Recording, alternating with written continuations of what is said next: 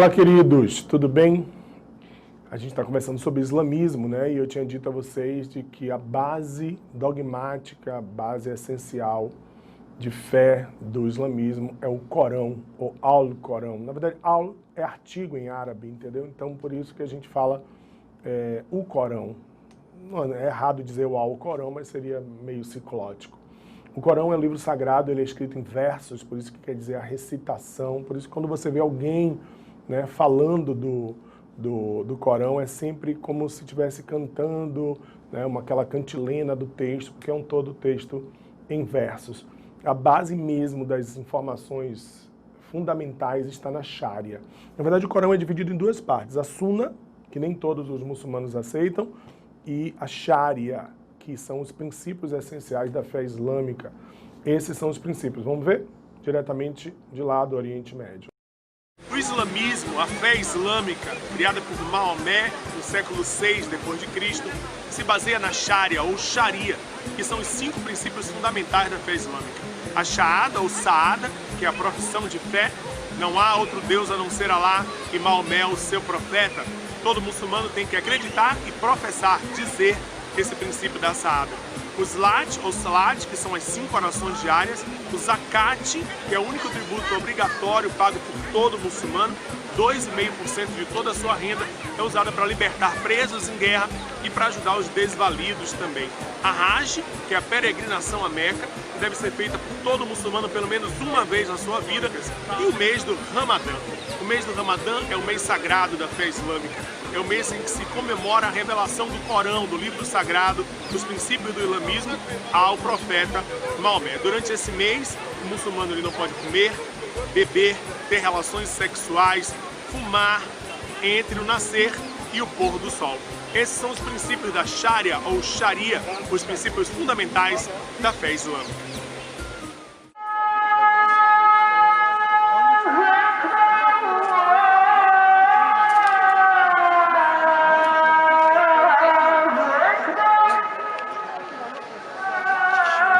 Então, vamos revisar quais são os princípios básicos do islamismo, da Sharia. Primeiro de todos é a Saada, ou Shahada, que é a profissão de fé. Não há outro Deus a não ser Alá, e Maomé é o seu profeta. Ele nunca pode, ele tem que acreditar, mas tem que dizer. Daí vem a palavra professar, professor, né? Ele tem que dizer que acredita nisso. O outro é os Zlats, os Salats, que são as 5 orações diárias, antes do nascer do sol, depois do nascer do sol, ao meio-dia, ao meio da tarde e ao pôr do sol. Todo muçulmano acorda antes do nascer do sol. Nem todos, né? Quer dizer, alguns acordam, mas não estão muito felizes, como esse jovenzinho aí. Mas vocês sabem que é uma oração comunitária e masculina. As mulheres não são obrigadas a todos os horários. O Zakat, que é o único tributo obrigatório, todo muçulmano tem que pagar, em torno de 2,5% da sua renda. Serve para libertar presos em guerra, serve para ajudar os desvalidos, a manter a mesquita da Medina também. Nós temos o mês do Ramadã, que é o mês sagrado, onde se revela, né, onde se comemora a revelação do Corão a Maomé. Durante esse mês, é um mês lunar, né, mas durante esse mês o muçulmano ele não pode comer, não pode beber, não pode fumar e não pode ter relações sexuais do nascer até o pôr do sol. Eu acho que o cara não ter relações sexuais, não fazer ousadia, o cara segura a onda dele, o cara não beber, eu acho que até o cara aguenta, o cara não fumar, eu até entendo. O cara não comer do nascer até o pôr do sol, cara, eu acho difícil, viu? A gente acorda de manhã, você não comer 10 horas já tá louco, meio-dia tá zoró. O muçulmano, eu acho que ele batia um rango monstro, assim, sei lá, uma feijoada, um mocotó, uma coisa assim, antes do nascer do sol, para poder aguentar o dia inteiro. Durante esse mês do Ramadã, é o mês preferido deles para fazer a Hajj, que é a peregrinação a Meca.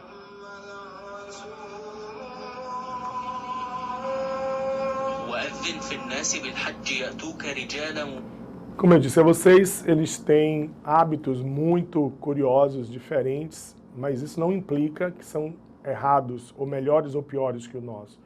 Os hábitos de vestimenta, como as burcas, por exemplo, né, são elementos da cultura deles. Eu gosto muito de uma charge, deixa eu ver se eu tenho ela aqui, enquanto vocês vão vendo essas imagens. Aí, gosto muito dela. Você vê uma ocidental, uma mulher ocidental, né, dizendo tudo coberto, menos os olhos, o que é uma cultura cruel, machista e dominadora. Aí a muçulmana diz, tudo descoberto, menos os olhos, o que é uma cultura cruel, machista e dominadora. Aí eu pergunto a você aí, na sua reflexão doméstica, qual das duas está certa, a ocidental ou a muçulmana? Nenhuma das duas, concordam? Porque todas as duas estão interpretando a cultura da outra a partir do seu ponto de vista. Isso chama-se etnocentrismo, não é saudável no mundo da diversidade. E a Hajj, que eu falei para vocês, que é a peregrinação à Meca, todo muçulmano tem que ir, em condições físicas e econômicas, ele tem que ir à Meca pelo menos uma vez na vida. Se ele não for, ele pode mandar alguém. Geralmente alguém numa comunidade muito pobre é preparado para conhecer, para visitar a Meca, né, a partir daquela comunidade. Então ele passa a ser um líder religioso representando todos. E o mais polêmico, né, que é a jihad, ou a guerra santa, que é a ideia de que se eu luto em nome de Maomé, eu serei recebido no reino dos céus. Os fundamentalistas interpretam a guerra santa através de uma visão bem, como é que eu diria, ortodoxa, e daí nascem movimentos como a Al-Qaeda, o Jihad Islâmico, o ISIS, né, que é o Estado Islâmico, eu já falei, né? Movimentos como o Hezbollah e etc., que são movimentos que usam da violência em nome da fé. É o terrorismo, né? A violência sem rosto, fanatizada, que tem atingido o mundo tão fortemente ultimamente, tá?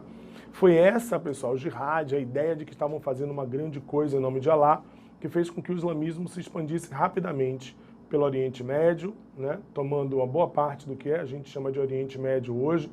Depois se expandiu também rapidamente, tomou o norte da África. Não é à toa que uma boa parte dos países do norte da África hoje são países muçulmanos, né? Avançando, acredite, até a Península Ibérica, né? Portugal e Espanha. Só foram detidos, pessoal, numa batalha famosa chamada Batalha de Poitiers, né? E o Mediterrâneo, tomaram o Mediterrâneo todo também, e foram detidos apenas na famosa batalha, a Batalha de Poitiers, né, pelo mordomo do paço do Império Carolíngio, Carlos Martel, que foi o responsável por deter o avanço das tropas muçulmanas, né, na fronteira entre o que é hoje a Espanha e a França, uma cidade belíssima, uma cidade universitária, a cidade de Poitiers, né, foi aonde foram detidos. Aí uma imagenzinha de Poitiers aí, tá vendo? Uma cidade bonita, medieval, e o Carlos Martel virou santo da Igreja Católica, né? São Carlos, o homem que deteve o avanço. É curioso, eu sei que história não tem si, né? Mas se a gente pensar bem, se não fosse esse controle dos muçulmanos, provavelmente o mundo seria islâmico hoje, né? E o cristianismo poderia estar reduzido a uma seita em determinadas regiões só da Europa. Lembrar que a expansão árabe trouxe cultura para o Ocidente, trouxe muitas influências na literatura, na música, na álgebra, né? Foi fundamental nas navegações também, mas o mais importante é a gente lembrar que a expansão muçulmana fechou o Mediterrâneo e acelerou as práticas feudais na Europa Ocidental. Então, assim, o Mediterrâneo passou a ser, como se dizia, a bacia de Maomé, né? Que nenhuma tábua boiava no Mediterrâneo se não fosse vontade de Alá. No mundo de hoje, nós temos os dois principais grupos islâmicos, são os xiitas e os sunitas. Os xiitas são mais ortodoxos, levam a Sharia mais ao pé da letra, os sunitas são mais moderados, mas os xiitas também acham que o líder político tem que também ser líder religioso, enquanto que os sunitas acham que o líder político pode ser um civil, né? A maior nação xiita do mundo é o Irã, nós sabemos, e o maior país muçulmano do mundo é a Indonésia, onde existem mais de 200 milhões de muçulmanos, né? Seguidores da fé islâmica. E esse quadro é muito bacana, pessoal. Ele mostra, depois olhe com cuidado, quando você abrir o PDF, ele mostra as variações da fé islâmica em suas várias vertentes, né? E suas várias denominações.